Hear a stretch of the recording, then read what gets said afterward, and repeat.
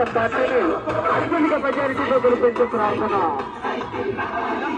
ఓటర మహాశయులారా,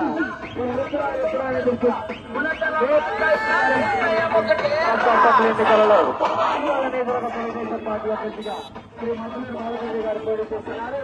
BJP ఎన్నికల గుర్తు cycle cycle cycle cycle అన్న మోసని బాగుండదు.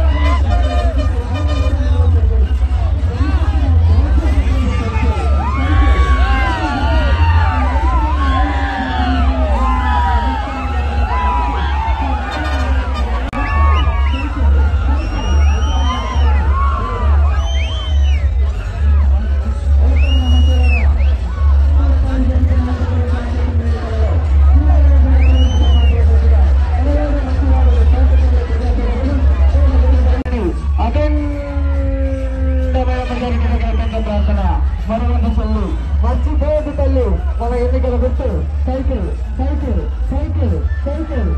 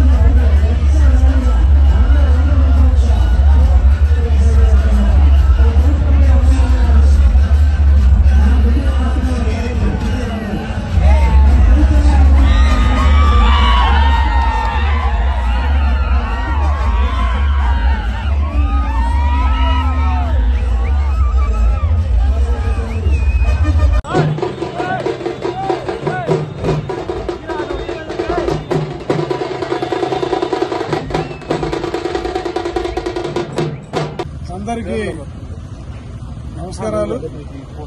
ఈ రోజున చీరాల్లో ఉన్నటువంటి తెలుగుదేశం పార్టీ నాయకులు కార్యకర్తలు, జనసేన నాయకులు కార్యకర్తలు, అలాగే బీజేపీ నాయకులు కార్యకర్తలు, వీళ్లతో పాటు ప్రజలు కూడా పెద్ద ఎత్తున ఈరోజు ఈ ర్యాలీలో పాల్గొన్నారు. చాలా సంతోషం.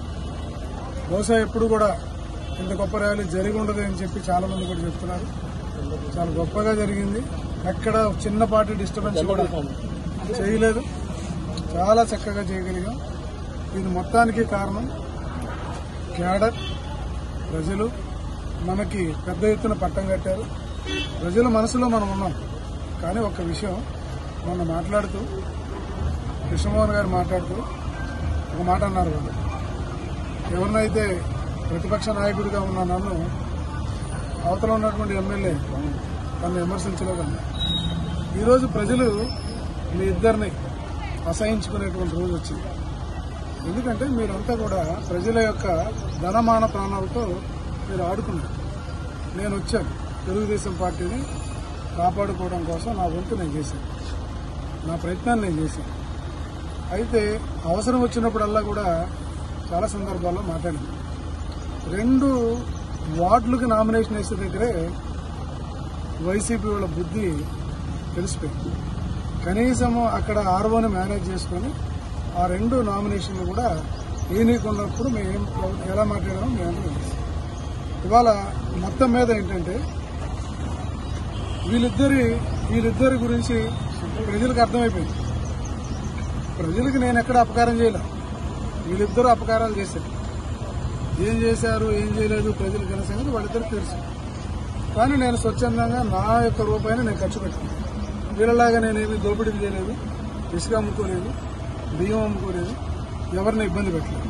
నేను వచ్చిన దగ్గర నుంచి కూడా మా నాయకుడు చంద్రబాబు నాయుడు గారు నాకు ఏ ఆదేశాలు ఇచ్చారో ఆ పద్ధతి ప్రకారంగానే ఈ ఊళ్ళో ప్రజలందరినీ కలుపుకొని ముందుకెళ్తాను.